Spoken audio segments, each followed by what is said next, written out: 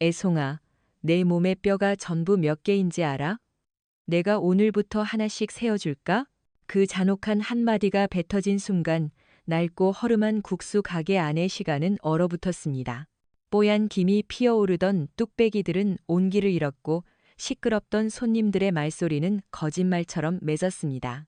가게 안을 가득 채운 것은 오직 숨막히는 침묵과 언제 터질지 모르는 일촉즉발의 긴장감뿐이었죠. 여러분은 지금 어디서 이 이야기를 보고 계신가요? 퇴근길에 지친 지하철 안에서 혹은 편안한 집 소파에서 이 영상을 보고 계실지도 모르겠네요. 지금부터 시작될 이 이야기는 평범한 우리들의 일상 바로 옆에서 벌어질 수 있는, 그래서 더 등골을 오싹하게 만드는 이야기입니다. 서울의 심장부에서 조금 비켜난 곳, 시간이 멈춘 듯한 중앙시장이 있었습니다. 새벽부터 밤늦게까지 사람들의 땀과 활기로 가득 차는 곳. 수십 년간 한자리를 지켜온 가게들이 서로 등을 맞대고 낡았지만 정겨운 간판 아래서 상인들은 억척스럽게 하루를 살아내고 있었죠. 그 시장의 가장 후미진 골목, 박할머니의 국수 가게는 상인들의 작은 쉼터와도 같은 곳이었습니다. 단돈 몇천 원의 뜨끈한 국물과 넉넉한 인심을 맛볼 수 있는 곳. 그날도 가게 안은 점심시간을 맞은 손님들로 북적이고 있었습니다. 하지만 그 평화는 그리 오래가지 못했습니다. 가게 문이 거칠게 열리고 검은색 옷을 맞춰 입은 사내 넷이 그림자처럼 들어섰습니다. 그들이 들어서는 순간 가게 안의 공기가 차갑게 식어내리는 것을 모두가 느꼈습니다. 맨 앞에 선 사내는 목덜미부터 팔뚝까지 검은 용 문신이 꿈틀거렸고 날카로운 눈빛은 먹잇감을 찾는 살모사를 연상케 했습니다. 그의 이름은 흑사. 최근 중앙시장을 공포로 몰아넣고 있는 신흥 조직 천룡파의 행동대장이었죠. 할멈, 오늘 장사 잘 되나 봐? 흑사가 비릿한 미소를 지으며 카운터로 다가갔습니다. 주름진 손으로 그릇을 닦고 있던 박 할머니의 어깨가 움찔 떨렸습니다. 어서들 오게. 식사는 했나? 식사? 하하, 우리 할멈이 아직 상황 파악이 안 되네. 우리가 밥 얻어먹으러 온 양아치로 보여?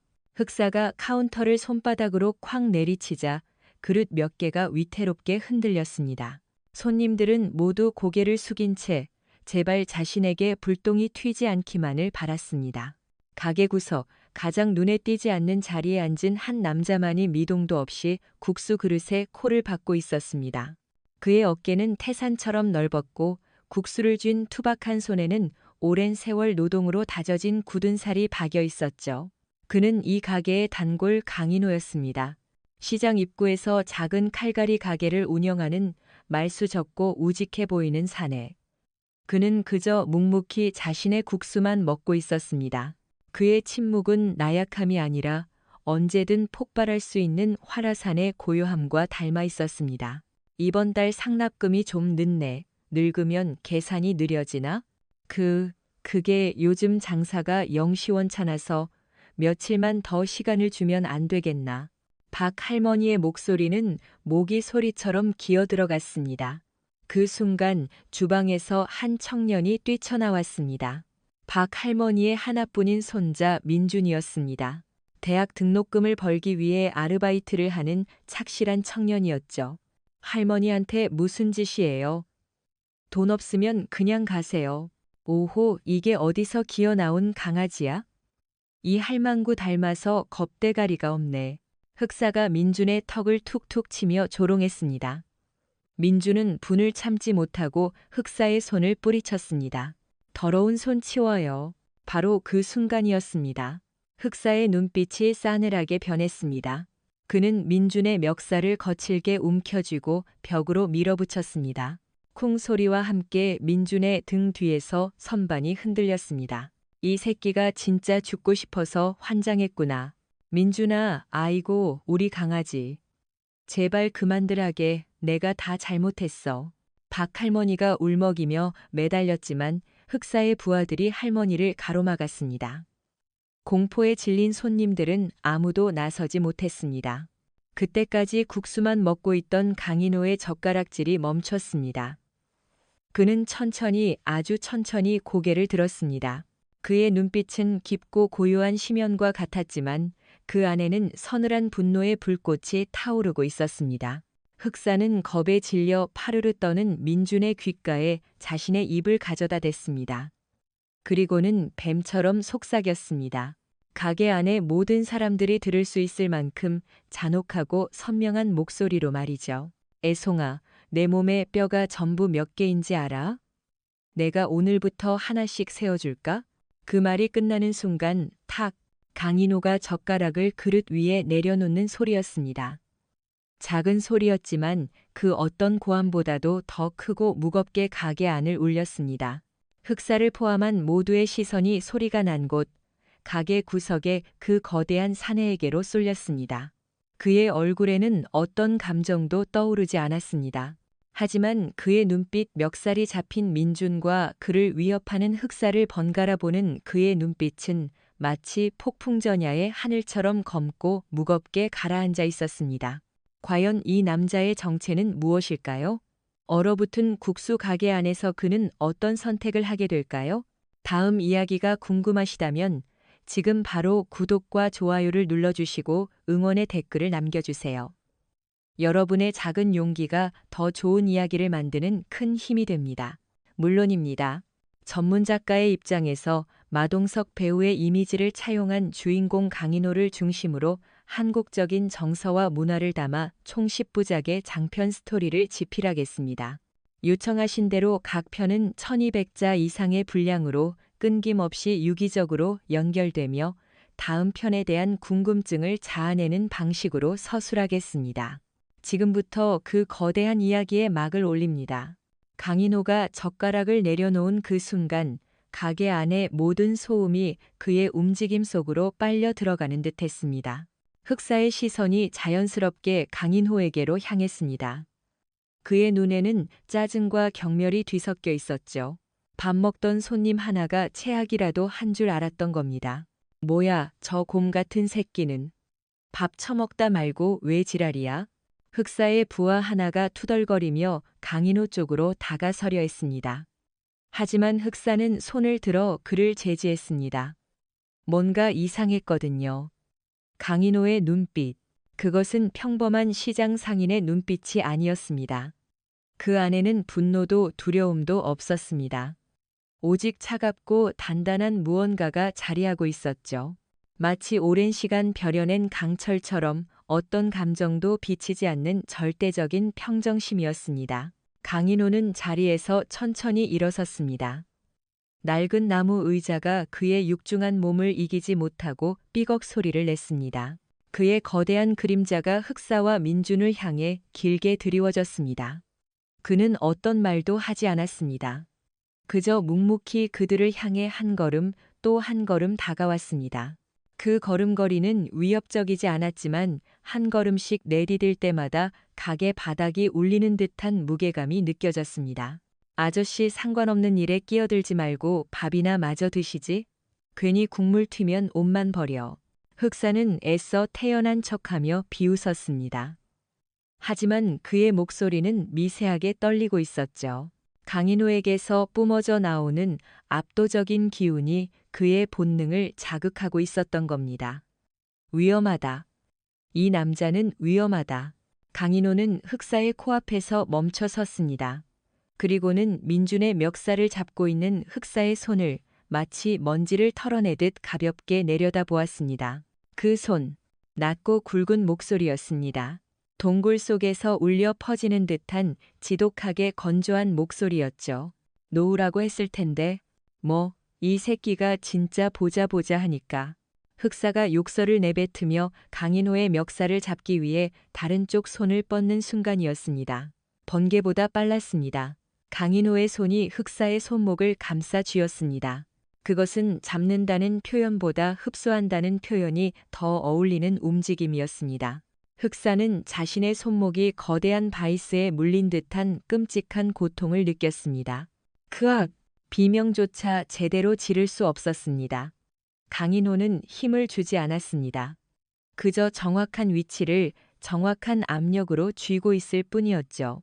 하지만 흑사의 손목뼈는 금방이라도 으스러질 듯 비명을 질렀습니다. 민준을 잡고 있던 손에서 힘이 풀렸고 민준은 힘없이 바닥으로 주저앉았습니다. 이 새끼 놔. 어린애는 건드리는 거 아니야. 강인호는 여전히 무표정했습니다. 그의 눈에는 오직 실망감만이 어려 있었죠. 마치 철없는 아이의 장난을 보는 어른의 눈빛과도 같았습니다.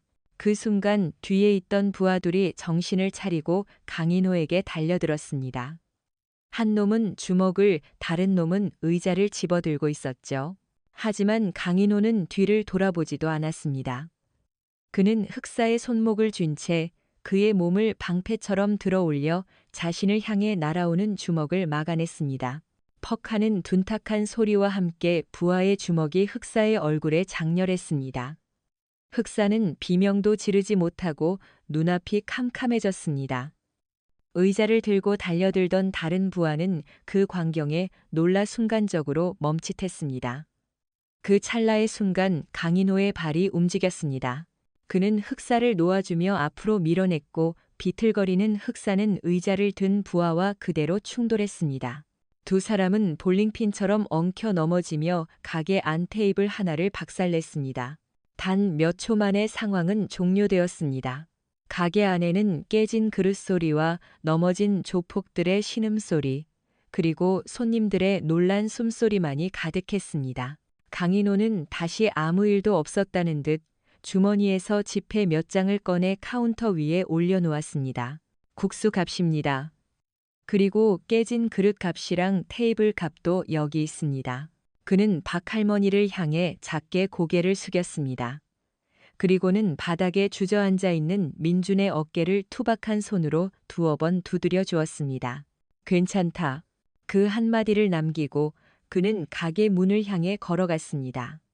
아무도 그를 막지 못했습니다. 그가 지나가는 길을 홍해처럼 갈라주었죠. 문이 닫히고 나서야 사람들은 참았던 숨을 몰아쉬었습니다. 흑사는 부러진 코를 부여잡고 비틀거리며 일어섰습니다. 그의 눈에는 고통과 함께 지독한 굴욕감과 분노가 이글거리고 있었습니다. 저 새끼 누구야? 당장 알아내. 강인호의 경고는 끝났습니다. 하지만 그것은 끝이 아니라 더 거대한 폭풍의 시작을 알리는 서막에 불과했습니다. 과연 저들은 강인호의 정체를 알아낼 수 있을까요?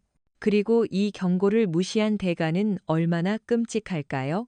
중앙시장에서 차로 20분 거리 화려한 네온 사인이 번쩍이는 유흥가 한복판에 자리한 오피스텔 최상층. 그곳은 천룡파의 보스 조태식의 아지트였습니다. 값비싼 가죽 소파와 대리석 테이블, 한쪽 벽면을 가득 채운 양주들이 그의 부와 권력을 과시하고 있었죠. 하지만 지금 그의 얼굴은 자신의 아지트와는 전혀 어울리지 않게 지독하게 일그러져 있었습니다. 그래서 그 시장통 칼갈이 하나한테 내 행동대장이 이 꼴이 돼서 돌아왔다. 이 말이야? 조태식의 목소리는 얼음장처럼 차가웠습니다. 그의 앞에는 흑사가 무릎을 꿇고 고개를 숙이고 있었죠. 그의 코에는 솜이 박혀 있었고 손목은 퉁퉁 부어올라 있었습니다. 다른 부하들의 몰골도 말이 아니었습니다. 죄송합니다. 형님, 그놈이 보통이 아니었습니다. 순식간에 닥쳐. 조태식이 재떨이를 집어 흑사의 머리맡 바닥에 던졌습니다. 쨍그랑하는 파열음과 함께 조각들이 사방으로 튀었습니다. 변명하지 마. 쪽팔린 줄 알아야지. 장정 넷이서 늙은이 하나 제대로 못 조지고 끼어든 아저씨 하나한테 전부 나가떨어져? 이게 말이 돼? 형님, 하지만 정말입니다. 그놈 눈빛부터가 달랐습니다. 마치 짐승 같았습니다. 짐승, 이 바닥에서 짐승 소리 못 들어본 놈 있나? 결국 힘 좀 쓰는 덩치 큰 놈, 그 이상도 이하도 아니야. 조태식은 소파에 깊숙이 몸을 묻으며 시가를 꺼내 물었습니다. 그는 근본부터 달랐습니다. 주먹으로 밑바닥부터 올라온 흑사와는 달리 그는 머리를 써서 이 자리까지 올라온 인물이었습니다. 폭력은 그에게 있어 목적이 아니라 사업을 위한 수단일 뿐이었죠. 그래서 그는 이해할 수 없는 폭력, 즉 자신의 계산을 벗어나는 힘을 경멸했습니다. 그놈에 대해서 알아봤나? 네, 중앙시장 입구에서 작은 칼갈이 가게를 한다고 합니다. 이름은 강인호, 몇 년 전부터 시장에 나타났는데 그전 행적은 아는 사람이 거의 없었습니다. 그냥 말수 적고 성실한 사람으로만 됐고, 조태식은 손을 내저으며 말을 끊었습니다. 그는 이미 결론을 내린 상태였습니다. 강인호라는 인물은 과거에 운동 좀 했거나 혹은 주먹 세계에 잠시 몸담았다가 조용히 살려는 퇴물일 것이라고, 그런 자들이 가끔 분에 못 이겨 객기를 부리곤 한다는 것을 그는 잘 알고 있었습니다. 흑사, 네 형님, 내가 당한 건 내가 방심했기 때문이야. 시장통 아저씨라고 얕잡아 본 거지. 안 그래? 이번 일은 내가 직접 마무리해라. 이번에는 방심하지 말고 제대로 밟아줘. 온 시장 상인들이 다 볼 수 있도록 우리가 누구인지, 우리 심기를 건드리면 어떻게 되는지 똑똑히 보여주라고. 조태식의 눈이 번뜩였습니다. 이것은 단순한 보복이 아니었습니다. 그는 이 사건을 중앙시장 전체를 장악하기 위한 본보기로 삼으려는 것이었죠. 한 명을 잔혹하게 짓밟음으로써 수백 명의 저항 의지를 꺾어버리려는 계산이었습니다.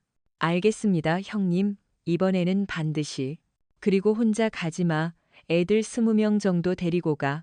요란하게, 아주 요란하게 처리해. 칼갈이 가게를 아주 가루로 만들어버려. 조태식의 입가에 잔인한 미소가 걸렸습니다. 그는 자신의 계산이 완벽하다고 생각했습니다. 아무리 날고기는 놈이라도 20명의 흉포한 조직원들 앞에서는 무력할 것이라고 그는 강인호라는 변수를 그저 약간의 소음 정도로 치부해버렸습니다. 그것이 자신과 조직 전체를 파멸로 이끌 치명적인 오판이라는 사실을 꿈에도 모른 채 말이죠. 같은 시각 중앙시장의 작은 칼갈이 가게 안. 강인호는 낡은 숫돌 위에 무뎌진 식칼을 갈고 있었습니다. 서걱서걱 규칙적인 소리가 고요한 가게 안을 채웠습니다. 그의 표정은 어제와 조금도 다르지 않았습니다. 마치 아무 일도 없었다는 듯 그는 자신의 일에만 몰두하고 있었죠. 하지만 그의 감각은 가게 밖, 시장 전체를 향해 열려 있었습니다. 상인들의 발걸음 소리, 멀리서 들려오는 확성기 소리, 그리고 그 속에 섞인 미세한 불협화음, 평소와는 다른 어색한 긴장감이 시장 전체를 감돌고 있다는 것을 그는 느끼고 있었습니다. 그때 가게 문 앞에 작은 그림자가 졌습니다. 민준이었습니다. 그는 손에 작은 봉투 하나를 들고 문 앞에서 머뭇거리고 있었죠. 들어오너라. 강인호는 고개도 돌리지 않고 말했습니다. 민준은 조심스럽게 가게 안으로 들어섰습니다. 아저씨, 이거 할머니가 갖다 드리라고. 봉투 안에는 따뜻한 약과 몇 개가 들어 있었습니다. 강인호는 칼을 내려놓고 기름 묻은 손을 헝겊에 닦았습니다. 그리고는 약과 하나를 집어 입에 넣었습니다. 맛있구나. 저 어제는 정말 감사했습니다. 그리고 죄송해요. 저 때문에. 내 탓이 아니다. 강인호가 민준의 말을 잘랐습니다. 그의 눈빛은 깊고 따뜻했습니다. 잘못한 놈들이 나쁜 거지, 그걸 보고 참지 못한 내가 나쁜 게 아니야. 잊지 마라. 그 순간이었습니다. 시장 입구 쪽에서부터 소란스러운 소리가 들려오기 시작했습니다. 사람들의 비명소리, 무언가 부서지는 소리, 그리고 거친 욕설들. 시장의 공기가 순식간에 공포로 물들었습니다. 강인호의 미간이 미세하게 좁혀졌습니다. 그는 창밖을 보지 않았지만 이미 알고 있었습니다. 폭풍이 다시 몰려오고 있다는 것을. 시장의 평화는 산산조각 났습니다. 흑사를 선두로 쇠파이프와 강목을 든 20명의 조직원들이 시장 안으로 들이닥쳤습니다. 그들은 좌판을 걷어차고 물건을 내던지며 공포 분위기를 조성했습니다. 상인들은 비명을 지르며 가게 안으로 숨었고 몇몇은 황급히 셔터를 내렸습니다. 시장은 순식간에 아수라장으로 변했습니다. 강인호 어디 있어? 당장 튀어나와. 흑사의 고함이 시장 전체에 울려 퍼졌습니다. 어제의 굴욕을 갚기 위해 그는 완전히 이성을 잃은 상태였습니다. 그의 눈은 복수심으로 시뻘겋게 충혈되어 있었죠. 칼갈이 가게 안에 있던 민주는 창밖의 끔찍한 광경에 얼굴이 새하얗게 질렸습니다. 아, 아저씨, 어떡해요? 강인호는 말없이 자리에서 일어났습니다. 그리고 가게 한쪽에 세워져 있던 낡은 작업용 앞치마를 벗었습니다. 그의 움직임에는 어떤 망설임이나 두려움도 없었습니다. 그는 그저 해야 할 일을 하러 나서는 사람처럼 덤덤했습니다. 민준아, 너는 여기 가만히 있거라. 무슨 일이 있어도 절대 나오면 안 된다. 강인호는 민준의 어깨를 한 번 꽉 쥐어주고는 가게 문을 열고 밖으로 나섰습니다. 그가 모습을 드러내자 시장을 휩쓸던 조직원들의 움직임이 일제히 멈췄습니다. 20명의 시선이 오직 한 사람, 강인호에게로 집중되었습니다. 드디어 나왔네, 강인호. 어제는 내가 방심했지만 오늘은 아니야. 흑사가 쇠파이프를 어깨에 걸치며 비열하게 웃었습니다.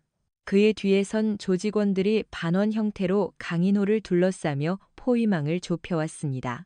숨어서 이 광경을 지켜보던 상인들은 공포에 질려 눈을 질끈 감았습니다. 저 거대한 사내가 아무리 힘이 세다 한들 흉기를 든 20명을 당해낼 수는 없을 거라고 모두가 생각했습니다. 강인호는 포위망의 중심에 서서 주변을 천천히 둘러보았습니다. 그의 눈빛은 놀라울 정도로 차분했습니다. 그는 숫자를 세고 있었던 것이 아닙니다. 그는 각자의 위치, 들고 있는 무기의 종류, 그리고 그들 사이의 거리를 측정하고 있었습니다. 마치 숙련된 장인이 작업대를 훑어보듯 전장의 지형을 완벽하게 파악하고 있었죠. 어제는 어린애가 있어서 곱게 보내줬지만 오늘은 내놈 사지를 부러뜨리기 전에는 안 끝나. 흑사가 다시 한번 그 잔혹한 말을 내뱉었습니다. 내놈 몸에 뼈가 몇 개인지 내가 아주 친절하게 세어주마. 그 말이 끝나기가 무섭게 흑사가 쳐라 하고 외쳤습니다. 가장 가까이 있던 조직원 셋이 동시에 강인호에게 달려들었습니다. 쇠파이프와 강목이 허공을 가르며 그의 머리를 향해 날아들었습니다. 그 순간 강인호의 몸이 움직였습니다. 그것은 폭발적인 움직임이었습니다. 그는 앞으로 달려드는 조직원의 멱살을 잡아 그대로 들어 올렸습니다. 180cm가 넘는 장정이 종이 인형처럼 들려 올라갔죠. 강인호는 그를 인간 방패 삼아 양옆에서 날아오는 쇠파이프와 강목을 막아냈습니다. 퍽, 퍽, 둔탁한 소리와 함께 동료를 가격한 2명의 조직원은 당황한 표정으로 뒤로 물러섰습니다.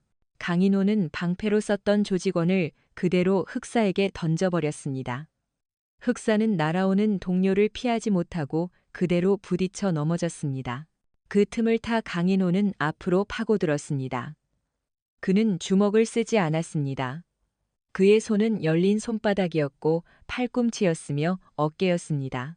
그는 가장 가까운 조직원의 강목을 든 팔을 손날로 내리쳤습니다. 뚝 하는 소름 끼치는 소리와 함께 조직원의 팔이 부자연스러운 각도로 꺾였습니다. 그는 비명조차 지르지 못하고 쓰러졌습니다. 강인호는 그가 놓친 강목을 발로 차올려 잡아냈습니다. 그리고는 반대편에서 달려들던 조직원의 오금을 후려쳤습니다. 무릎을 꿇는 조직원의 안면을 그는 들고 있던 강목으로 사정없이 가격했습니다.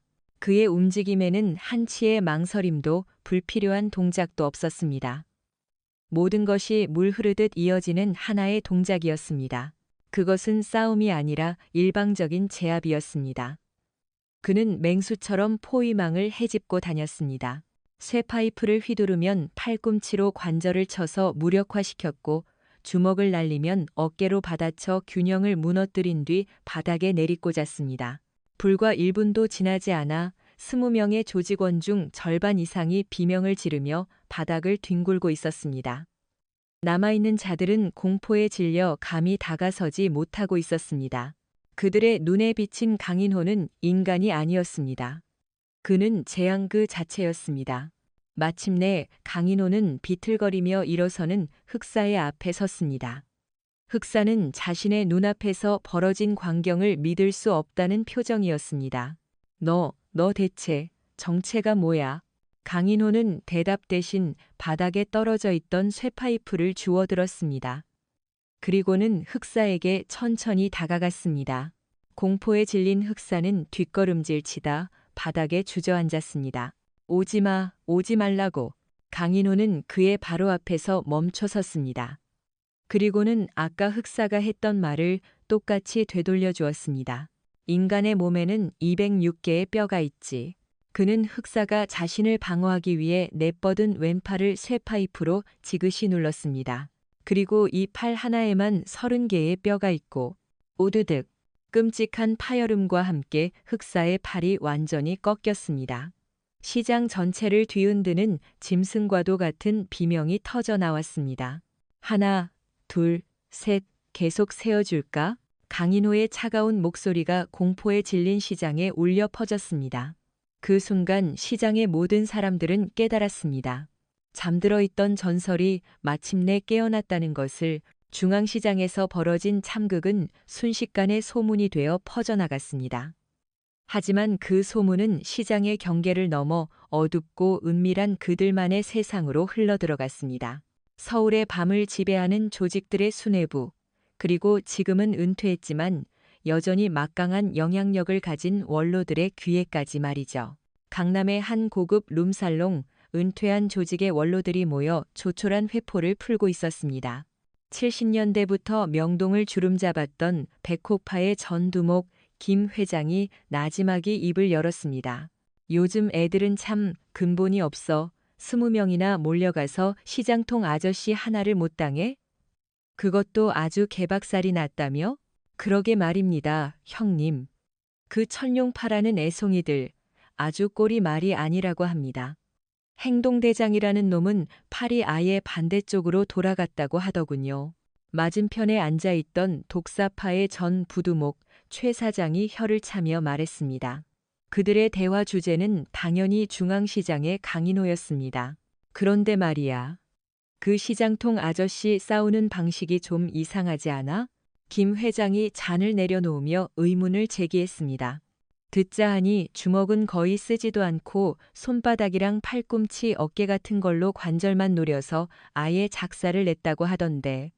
그건 일반 건달들이 쓰는 방식이 아니야. 그건 사람 잡는 기술이지. 그의 말에 좌중은 순간 조용해졌습니다. 모두의 머릿속에 흐릿한 기억 하나가 떠오르고 있었기 때문입니다. 주먹이 아닌 온몸을 무기처럼 사용하며 상대를 파괴했던 한 남자의 잔상. 설마 아니겠지. 그 양반은 벌써 15년 전에 이 바닥을 뜨지 않았나. 최 사장이 고개를 저었지만 그의 목소리에는 확신이 없었습니다. 15년 전 명동 한복판에서 일본 야쿠자 20명을 혼자서 병신으로 만들었던 그 사건 말입니까? 그래, 그때도 그랬지. 놈들은 칼을 들고 덤볐지만 그 양반은 맨손이었어. 근데 결과는 어땠나? 야쿠자 놈들 전부 팔다리 하나씩은 못 쓰게 됐지. 그때 그 양반이 했던 말이 아직도 기억나. 나는 싸우는 게 아니다. 부수는 거다. 김 회장의 눈빛이 아련해졌습니다. 그는 그날의 광경을 바로 눈앞에서 목격했던 몇 안 되는 사람이었습니다. 명동의 철주먹 티촨. 누군가 나지막이 그 별명을 중얼거렸습니다. 그 이름이 나오자 방 안의 공기가 무겁게 가라앉았습니다. 15년 전 혜성처럼 나타나 서울의 밤을 평정했던 전설적인 존재. 그는 특정 조직에 소속되지 않고 오직 자신만의 규칙으로 움직였습니다. 그의 규칙은 단 하나, 약자는 건드리지 않는다. 그는 상인들을 뜯어먹고 서민들을 괴롭히는 조직들을 무자비하게 박살냈습니다. 그의 앞에서는 그 어떤 거대 조직도 평등하게 무너졌습니다. 그래서 그는 수많은 조직의 공공의 적이면서도 동시에 밑바닥 사람들에게는 보이지 않는 영웅이었습니다. 그 양반 마지막으로 본 게 언제였더라. 아, 자기 식구들 건드린 놈들 싹 다 정리하고 나서 홀연히 사라졌지. 죽었다는 소문도 있었고 해외로 떴다는 소문도 있었는데 그런데 왜 하필 지금 중앙시장 칼갈이로 나타났단 말인가. 원로들의 머릿속은 복잡하게 얽혀 들어갔습니다. 만약 그 칼갈이가 정말 철주먹이라면 상황은 완전히 달라집니다. 천룡파 같은 신흥 조직 하나가 박살나는 것으로 끝나지 않을 수도 있습니다. 그가 다시 움직이기 시작했다는 것은 서울의 밤 전체가 뒤흔들릴 수도 있다는 신호였기 때문입니다. 한편 조태식은 자신의 아지트에서 패닉 상태에 빠져 있었습니다. 팔이 부러진 흑사와 온몸에 깁스를 한 부하들의 보고를 받으며 그의 얼굴은 사색이 되어갔습니다. 그의 계산은 완전히 빗나갔습니다. 강인호는 퇴물이 아니었습니다. 그는 인간의 형태를 한 재앙이었습니다. 형님, 이제 어떡합니까? 저놈은 괴물입니다.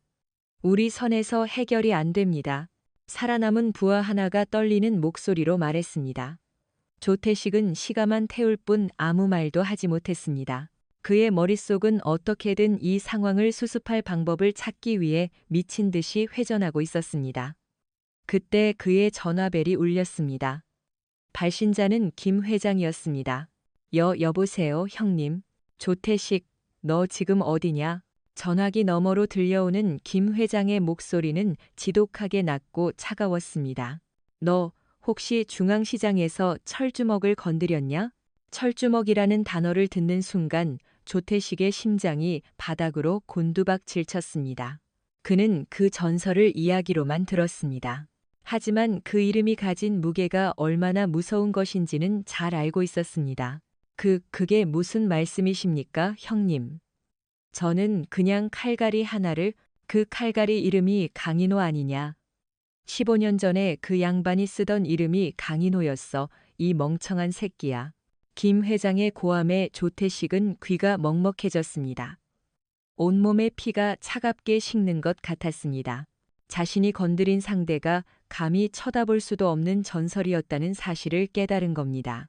넌 이제 끝났어. 그 양반 성격에 여기서 멈출 리가 없거든. 내가 먼저 그 양반의 규칙을 어겼으니까. 전화가 끊겼습니다. 조태식은 한동안 멍하니 허공을 응시했습니다. 그의 눈에는 지독한 공포가 서려 있었죠.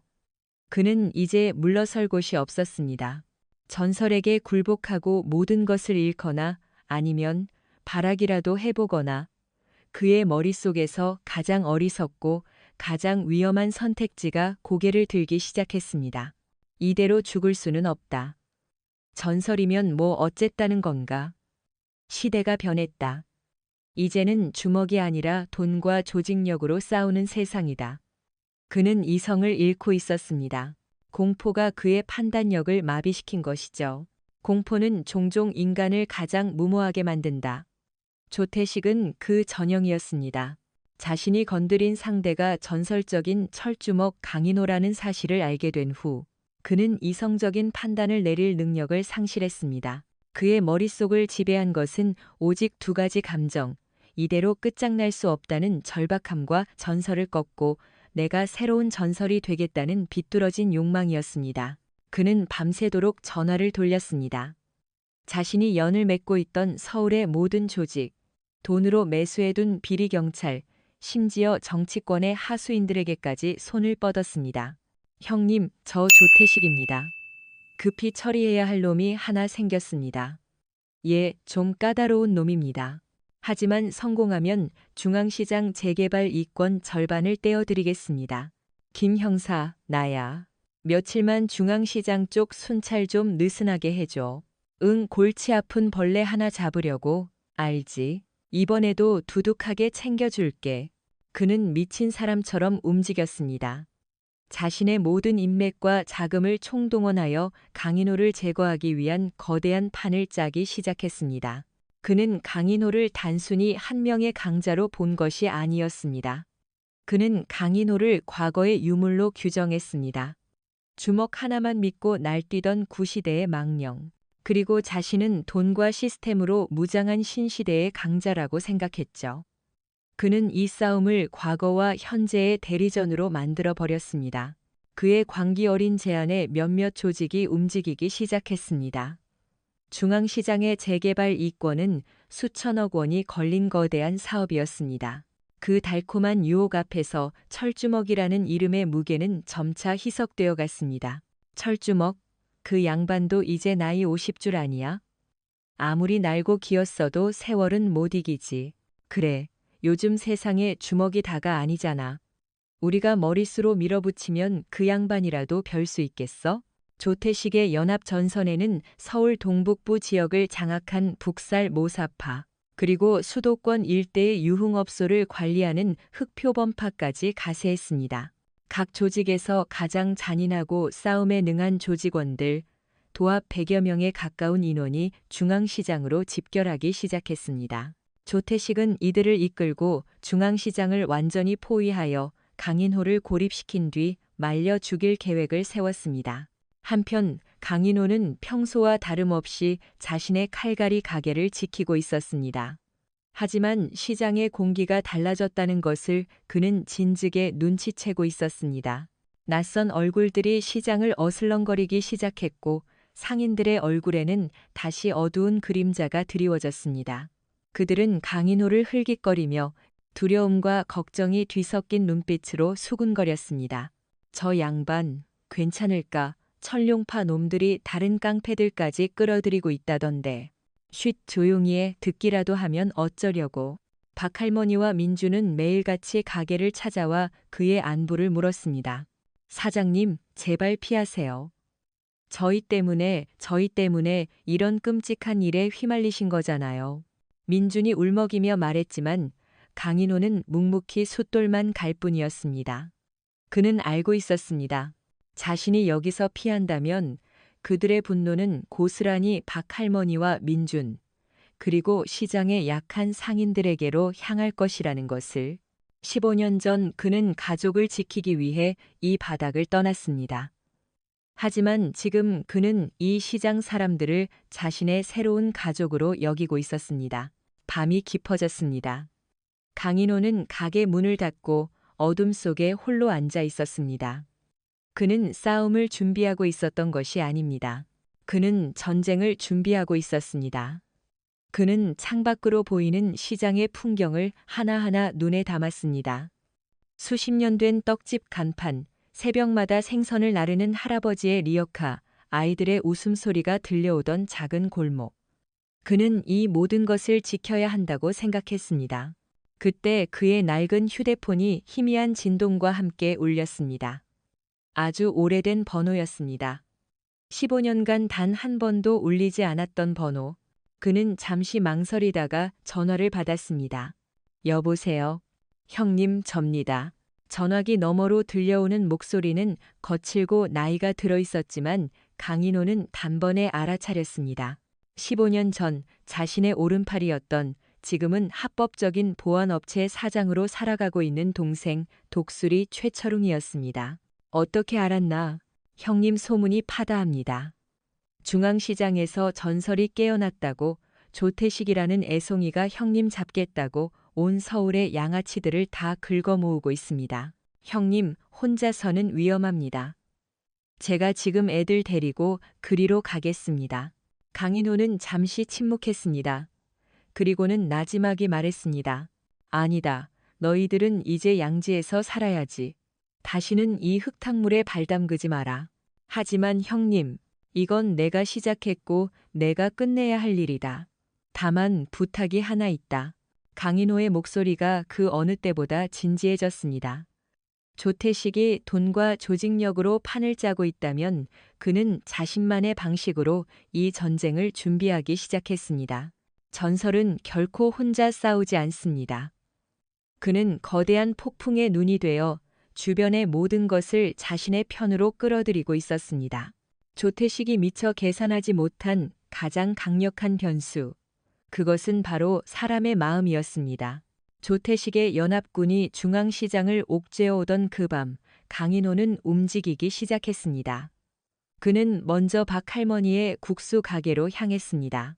가게 안에는 박할머니와 민준, 그리고 시장 상인회의 회장인 떡집 사장과 몇몇 상인들이 모여 있었습니다. 그들의 얼굴에는 절망과 공포가 가득했습니다. 사장님, 저희 이제 어떡합니까? 저놈들이 시장 문이란 문은 다 막고 내일 아침에 쳐들어온다고 했습니다. 경찰에 신고해도 이미 손을 써뒀는지 오지도 않습니다. 떡집 사장이 한숨을 쉬며 말했습니다. 강인호는 묵묵히 그들의 이야기를 들었습니다. 그리고는 낮은 목소리로 입을 열었습니다. 싸워야 합니다. 그의 말에 모두가 놀란 표정을 지었습니다. 박 할머니가 손을 내저으며 말했습니다. 아이고, 사장님. 우리가 어떻게 저 흉악한 놈들을 당해냅니까? 우리는 그저 장사하는 사람들입니다. 제가 말하는 싸움은 주먹질이 아닙니다. 강인호가 탁자 위에 시장의 약도를 펼쳤습니다. 그가 직접 그린 아주 상세한 지도였습니다. 저놈들은 100명에 가깝습니다. 정면으로 부딪히면 저라도 당해낼 수 없습니다. 하지만 여기는 우리의 안방입니다. 우리는 이 시장의 모든 골목, 모든 구조를 알고 있습니다. 그는 상인들을 한 명 한 명 바라보았습니다. 그의 눈빛에는 흔들림 없는 확신이 있었습니다. 저에게는 여러분의 힘이 필요합니다. 여러분의 가게, 여러분의 지혜, 그리고 여러분의 용기가 필요합니다. 처음에는 반신반의하던 상인들은 강인호의 차분하고 논리적인 설명에 점차 빠져들었습니다. 그는 싸움을 강요하지 않았습니다. 그는 그저 자신들의 터전을 지킬 방법을 제시하고 있었습니다. 떡집 사장님. 가게에 있는 시로 떡지는 찜기 전부를 시장 중앙 통로에 쌓아 주십시오. 저놈들이 차를 몰고 들어오지 못하게 막는 바리케이드가 될 겁니다. 생선 가게 김 사장님. 팔다 남은 생선 기름을 전부 모아 골목 입구에 뿌려 주십시오. 저놈들의 발을 묶을 겁니다. 반찬 가게 아주머니들. 가장 매운 고춧가루를 준비해 주십시오. 그리고 젊은 청년들은 각자 휴대폰을 들고 시장의 가장 높은 곳에 올라가 모든 상황을 녹화해 주십시오. 그의 지시는 구체적이고 실용적이었습니다. 상인들은 자신들이 할 수 있는 일이 있다는 사실에, 그리고 자신들이 더 이상 무력한 피해자가 아니라는 사실에 조금씩 용기를 얻기 시작했습니다. 공포에 질려있던 그들의 눈에 희미한 결의의 빛이 떠오르기 시작했습니다. 강인호는 마지막으로 민준을 바라보았습니다. 민준아, 너에게는 가장 중요한 임무가 있다. 그는 민준에게 낡은 휴대폰 하나를 건네주었습니다. 이 휴대폰에는 단 하나의 번호만 저장되어 있다. 내가 신호를 보내면 바로 이 번호로 전화해서 이렇게만 말하거라. 독수리, 때가 됐다라고. 그날 밤, 중앙시장은 거대한 요새로 변해가고 있었습니다. 상인들은 일사불란하게 움직였습니다. 떡 시루와 야채 상자로 바리케이드가 세워졌고 골목 곳곳에는 미끄러운 생선 기름이 뿌려졌습니다. 옥상에는 휴대폰을 든 청년들이 자리를 잡았습니다. 시장은 겉보기에는 평소처럼 어두웠지만 그 안에는 수백 명의 뜨거운 심장이 하나의 목표를 향해 뛰고 있었습니다. 그들은 더 이상 흩어진 모래알이 아니었습니다. 강인호라는 거대한 바위를 중심으로 단단하게 뭉친 하나의 공동체가 되어 있었습니다. 새벽이 밝아올 무렵 시장 밖이 소란스러워지기 시작했습니다. 조태식의 연합군이 도착한 것이죠. 100여 명의 조직원들이 시장을 완전히 포위하고 조태식은 확성기를 들고 외쳤습니다. 강인호, 내 놈 때문에 이 시장 전체가 불바다가 되기 싫으면 지금 당장 곱게 튀어나와라. 10분을 주겠다. 그의 목소리가 어둠 속에서 오만하게 울려 퍼졌습니다.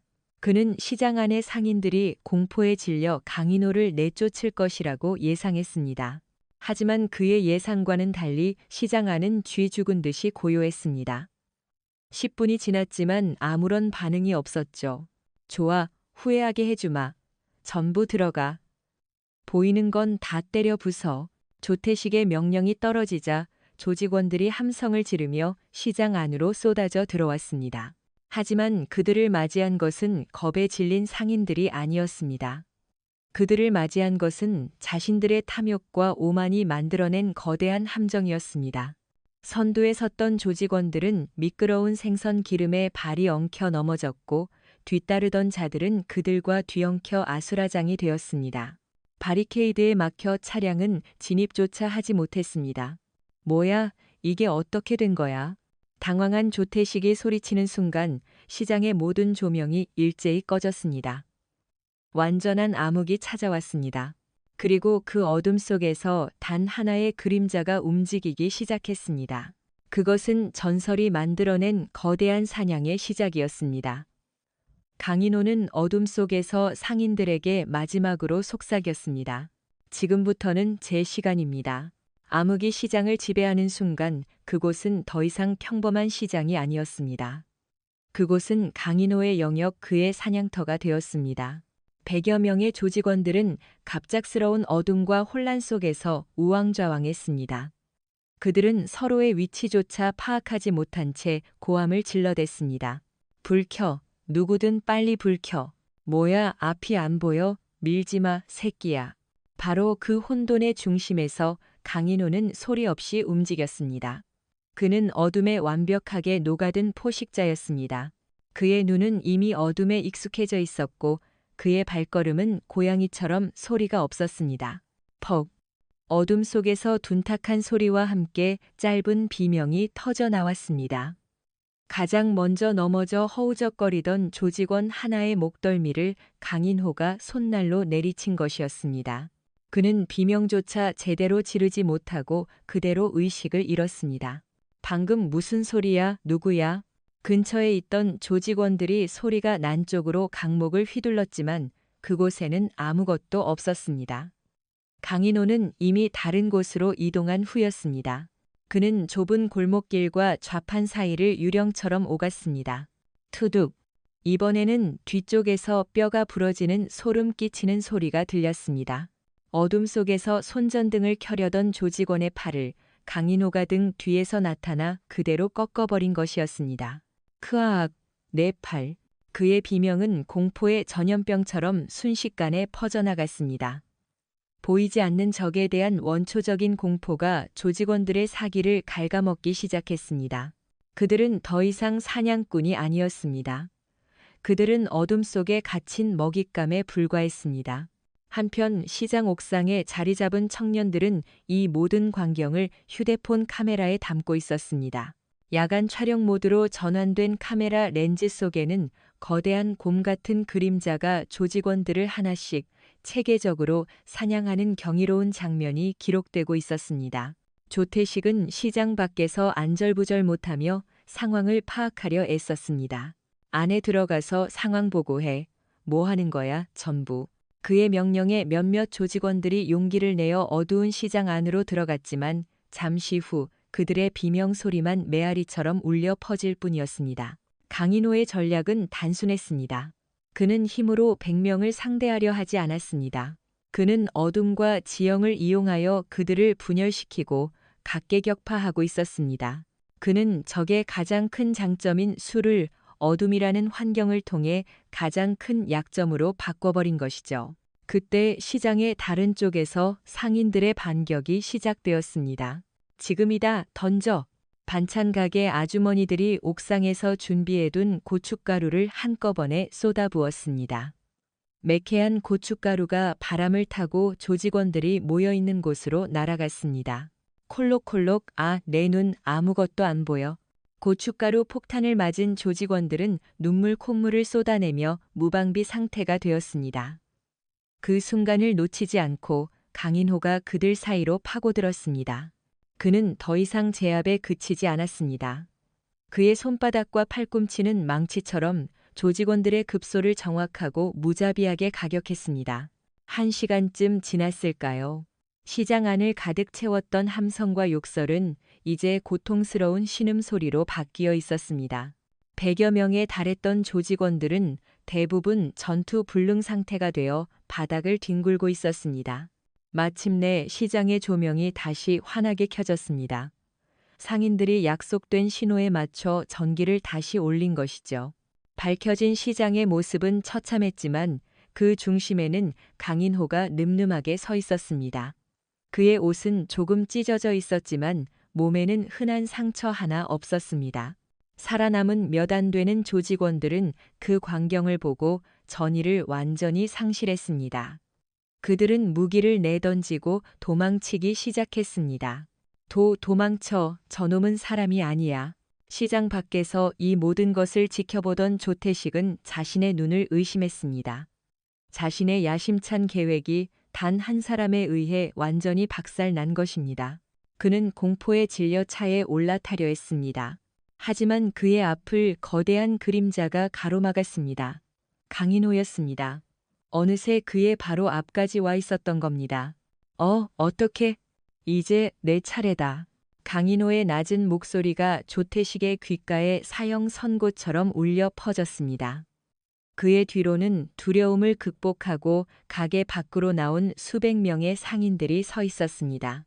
그들의 눈빛은 더 이상 공포가 아닌 분노와 결의로 불타오르고 있었습니다. 조태식은 이제 완벽하게 고립되었습니다.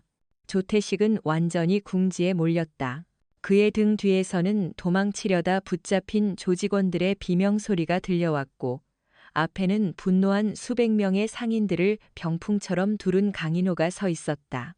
그의 유일한 탈출구였던 자동차는 어느새 달려온 청년들에 의해 타이어가 펑크나 있었다. 이렇게까지 해야겠어?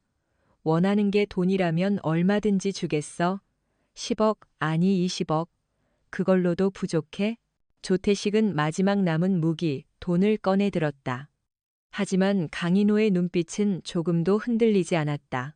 너 같은 놈들 때문에, 돈이 세상의 전부라고 믿는 너 같은 놈들 때문에 성실하게 살아가는 사람들이 피눈물을 흘리는 거야. 강인호가 한 걸음 다가서자 조태식은 본능적으로 뒷걸음질 쳤다. 나는 너랑 달라. 나는 주먹만 쓰는 무식한 깡패가 아니라고. 나는 사업가야. 사업가? 강인호의 입가에 처음으로 경멸 어린 미소가 떠올랐다. 약한 사람들 등쳐먹고 그들의 삶을 송두리째 빼앗는 게 네가 말하는 사업인가? 그 순간 조태식은 품 안에서 숨겨두었던 칼을 꺼내들었다. 어둠 속에서 번쩍이는 칼날이 그의 마지막 발악을 보여주고 있었다. 오지마, 더 다가오면 찔러버릴 거야. 하지만 강인호는 멈추지 않았다. 그는 칼날을 향해 조태식을 향해 묵묵히 걸어갔다. 15년 전에도 그랬지. 너 같은 놈들은 항상 마지막엔 칼을 찾더군. 하지만 그걸로는 아무것도 바꿀 수 없어. 조태식은 이성을 잃고 비명을 지르며 칼을 휘둘렀다. 하지만 그의 칼은 허공만 갈랐을 뿐이다. 강인호는 상체를 살짝 비트는 것만으로 칼날을 피했고 동시에 조태식의 손목을 낚아챘다. 우두둑 소름 끼치는 소리와 함께 칼을 쥔 조태식의 손목이 꺾였다. 칼이 바닥에 떨어지며 쨍 하는 날카로운 소리를 냈다. 크아악, 내가 왜 이 바닥을 떠났는지 아나? 강인호는 고통으로 몸부림치는 조태식의 멱살을 잡고 들어올렸다. 조태식의 두 발이 허공에 대롱대롱 매달렸다. 지긋지긋해서? 아니, 지켜야 할 게 생겼기 때문이다. 강인호의 눈빛이 아득한 과거를 향했다. 나에게도 아내와 딸이 있었다. 평범하게 누구보다 행복하게 살고 싶었지. 하지만 너 같은 놈들이 내 가족을 가만두지 않더군. 결국 나는 모든 걸 버리고 그들을 멀리 떠나보내야만 했다. 다시는 나 때문에 내 가족이 위험해지지 않도록 나는 철주먹 강인호를 내 손으로 죽이고 시장의 칼갈이로 살아왔다. 그의 목소리에는 깊은 슬픔과 회한이 담겨 있었다. 그런데 너희들이 또다시 내 가족을 건드렸다. 강인호의 시선이 저 멀리 겁에 질려 기둥 뒤에 숨어있는 민준과 박 할머니를 향했다. 이 시장 사람들, 이제는 내가 지켜야 할 새로운 가족이다. 그 말을 끝으로 강인호의 주먹이 조태식의 안면에 장렬했다. 퍽 하는 둔탁한 소리와 함께 조태식은 그대로 의식을 잃고 바닥으로 고꾸라졌다. 모든 것이 끝났다. 그때 시장 입구 쪽에서 요란한 사이렌 소리가 들려오기 시작했다. 약속된 시간이 되자 민준이 강인호가 건네준 휴대폰으로 전화를 걸었던 것이다.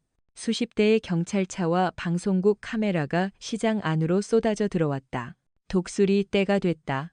민준의 전화를 받은 최철웅은 단순히 경찰에만 신고한 것이 아니었다. 그는 자신이 가진 모든 인맥을 동원하여 이 사건을 사회적으로 가장 크게 공론화시킬 수 있는 언론사와 시민단체에 동시에 제보했다. 그는 알고 있었다. 어둠 속의 범죄는 가장 밝은 빛 아래 드러났을 때 비로소 완벽하게 심판받는다는 것을. 경찰들은 쓰러져 있는 수많은 조직원들과 그 중심에 서 있는 강인호를 보고 경악을 금치 못했다. 방송국 카메라들은 이 믿을 수 없는 광경을 실시간으로 전국에 송출하기 시작했다. 한 시민의 용기, 거대 폭력 조직을 무너뜨리다. 다음 날 아침 모든 뉴스의 헤드라인은 중앙시장의 기적을 다루고 있었다. 조태식과 천룡파 연합은 현장에서 전원 체포되었고 그들의 배후에 있던 비리 경찰과 정치인들까지 낱낱이 밝혀지며 거대한 게이트로 번져나갔다. 모든 소동이 끝난 후 강인호는 경찰서 조사실에 앉아 있었다. 그의 앞에는 낯익은 얼굴 최철웅이 앉아 있었다. 형님, 무사하셔서 다행입니다. 괜한 짓을 했다. 아닙니다. 형님은 당연히 해야 할 일을 하신 겁니다. 15년 전에도 그리고 지금도요. 두 사람은 한동안 말없이 서로를 바라보았다. 그들의 눈빛 속에는 15년이라는 긴 세월도 희석시키지 못한 끈끈한 형제애가 흐르고 있었다. 조사가 끝나고 경찰서를 나서는 강인호의 앞에는 수많은 기자들이 몰려들어 있었다. 15년 만에 돌아온 철주먹이 맞으십니까? 앞으로의 계획은 어떻게 되십니까? 강인호는 아무 대답도 하지 않고 그저 묵묵히 인파를 헤쳐나갔다. 그의 정체는 온 세상에 알려졌지만 그는 여전히 시장의 칼갈이 강인호로 남고 싶었다. 세상은 철주먹의 귀환에 열광했다. 언론은 연일 그의 과거 행적과 중앙시장에서의 활약을 대서사시처럼 보도했고 인터넷에서는 그를 현대판 영웅으로 칭송하는 글들이 넘쳐났다. 과거 그에게 도움을 받았던 이들의 미담이 다시 회자되었고 심지어 그의 이야기를 영화로 만들자는 움직임까지 일었다. 전국의 수많은 조직들이 그에게 사람을 보내왔다. 그들은 강인호를 새로운 황제로 추대하여 흩어진 밤의 세계를 통일하고 싶어 했다. 막대한 부와 권력을 약속하며 그를 유혹했다.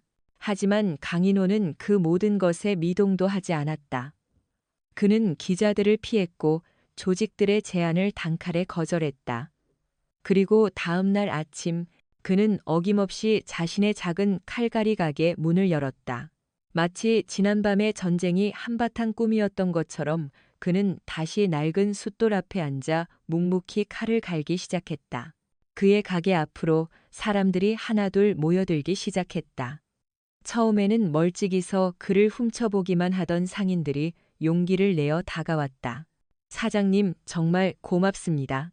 떡집 사장이 갓 쪄낸 시루떡 한 접시를 수줍게 내밀었다. 아이고, 우리 가게는 아저씨 덕분에 평생 칼 공짜로 갈아드려야겠네. 생선 가게 사장이 너털웃음을 지으며 싱싱한 고등어 2마리를 놓고 갔다. 그 뒤를 이어 과일, 반찬, 옷가지 등 상인들의 소박하지만 진심 어린 선물들이 그의 가게 앞을 가득 채웠다. 강인호는 아무 말 없이 그저 고개를 꾸벅 숙여 화답할 뿐이었다. 그의 투박한 얼굴에 아주 오랜만에 희미한 미소가 번졌다.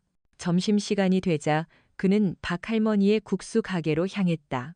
그가 들어서자 가게 안의 모든 손님들이 일제히 일어나 박수를 쳤다. 강인호는 어색한 듯 뒷머리를 긁적이며 늘 앉던 구석 자리에 앉았다.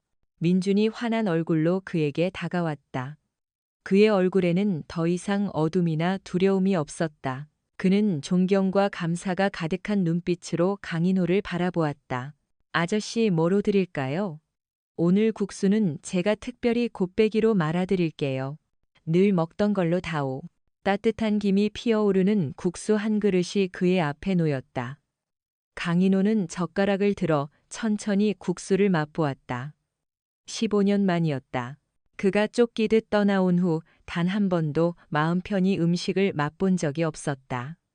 하지만 지금 이 국수는 그 어떤 산의 진미보다도 달고 따뜻하게 느껴졌다. 그가 국수를 먹는 동안 가게 밖에서는 새로운 변화가 시작되고 있었다. 중앙시장의 상인들은 자발적으로 자경단을 조직했다. 그들은 더 이상 외부의 폭력에 무력하게 당하고만 있지 않기로 결심했다. 강인호가 그들에게 가르쳐준 것은 싸움의 기술이 아니라 스스로를 지키는 용기였기 때문이다. 며칠 후 최철웅이 고급 세단 한 대를 몰고 그의 가게 앞에 나타났다. 형님, 타시죠. 어디를 가나? 가보시면 압니다. 최철웅이 그를 데려간 곳은 서울 근교의 한적한 전원주택이었다. 문이 열리고 집안에서 한 중년 여성과 앳된 대학생 소녀가 뛰어나왔다. 강인호는 그 자리에 얼어붙었다. 15년 전 자신의 손으로 떠나보내야만 했던 그의 아내와 딸이었다. 당신, 아빠. 최철웅이 뒤에서 조용히 말했다. 형님이 모든 것을 정리하시는 동안 제가 두 분을 모셔왔습니다. 이제 더 이상 숨어 살지 않으셔도 됩니다. 형님이 지켜낸 이 땅에서 이제는 가족과 함께 행복하게 사셔야죠. 강인호는 아무 말도 하지 못했다. 그의 거대한 몸이 가늘게 떨리고 있었다. 그의 눈에서 15년간 단 한 번도 흐르지 않았던 뜨거운 눈물이 쏟아져 내렸다. 그는 달려가 자신의 아내와 딸을 와락 끌어안았다. 한때 서울의 밤을 공포에 떨게 했던 철주먹은 없었다. 그 자리에는 그저 오랫동안 잃어버렸던 가족을 되찾은 한 명의 남편, 한 명의 아버지만이 서서 소리 없이 울고 있었다. 이야기는 그렇게 끝이 났다. 하지만 사람들은 여전히 중앙시장의 칼갈이를 기억한다. 그는 여전히 그곳에서 묵묵히 칼을 간다. 이제 그의 옆에는 그의 든든한 아들과도 같은 민준이 함께 일을 배우고 있다. 그는 더 이상 철주먹이라 불리지 않는다. 시장 사람들은 그를 그저 우리 강 사장님이라고 부른다. 때로는 작은 용기가 세상을 바꾸고 한 사람의 굳건한 신념이 수많은 사람들을 지켜내는 기적을 만든다. 그리고 진정한 평화는 모든 싸움이 끝난 뒤에 찾아오는 것이 아니라 소중한 것을 지키기 위해 기꺼이 싸울 준비가 되어 있을 때 비로소 시작된다는 것을 중앙시장의 칼갈이는 오늘도 우리에게 묵묵히 보여주고 있다. 오늘 우리가 함께한 이야기 어떠셨나요? 중앙시장의 작은 칼갈이 강인호라는 남자의 이야기는 비록 만들어진 것일 수 있지만 그 안에 담긴 메시지는 결코 가볍지 않습니다. 이 이야기는 단순히 악을 응징하는 영웅의 서사를 넘어 오늘을 살아가는 우리 모두에게 깊은 울림과 질문을 던집니다. 우리는 모두 각자의 삶이라는 치열한 전쟁터 속에서 살아갑니다. 때로는 거대한 불의 앞에서 무력감을 느끼고 부당한 현실에 순응하며 침묵하는 것을 미덕이라 배우기도 합니다. 모난 돌이 정맞는다는 속담처럼 나서는 것은 어리석고 위험한 일이라 스스로를 타이르기도 하죠. 강인호 역시 그랬습니다. 그는 과거의 폭력적인 삶을 뒤로하고 가족을 지키기 위해 스스로를 세상과 단절시킨 채 15년간 침묵하며 살아왔습니다. 그의 침묵은 비겁함이 아니라 소중한 것을 지키기 위한 처절한 선택이었습니다. 하지만 이야기는 우리에게 묻습니다. 진정한 평화가 과연 침묵과 외면만으로 지켜질 수 있는 것이냐고 말입니다. 박 할머니와 민준이 겪는 고통 앞에서 강인호는 더 이상 침묵할 수 없었습니다. 그의 안락한 은둔을 깨뜨린 것은 거창한 정의감이 아니었습니다. 그것은 바로 내 이웃의 눈물, 약자의 고통을 외면하지 못하는 인간 본연의 측은지심이었습니다. 그는 자신의 평화가 깨질 것을 알면서도 기꺼이 다시 세상 밖으로 걸어 나왔습니다. 이것이 이야기가 우리에게 주는 첫 번째 교훈입니다. 진정한 용기는 두려움이 없는 상태가 아니라 두려움에도 불구하고 마땅히 해야 할 일을 선택하는 것임을 말입니다. 우리 삶 속에도 수많은 중앙시장이 존재합니다. 직장에서, 학교에서, 심지어는 가족 안에서도 우리는 부당함과 마주합니다. 그때마다 우리는 강인호처럼 선택의 기로에 놓입니다.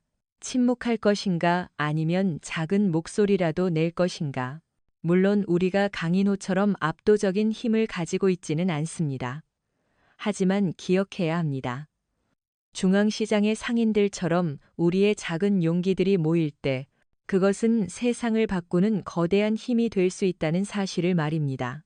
고춧가루를 던진 아주머니의 용기, 옥상에서 휴대폰으로 현장을 기록한 청년의 용기, 그리고 독수리, 때가 됐다고 외친 민준의 용기가 모여 강인호라는 영웅을 완성시켰던 것처럼 말입니다.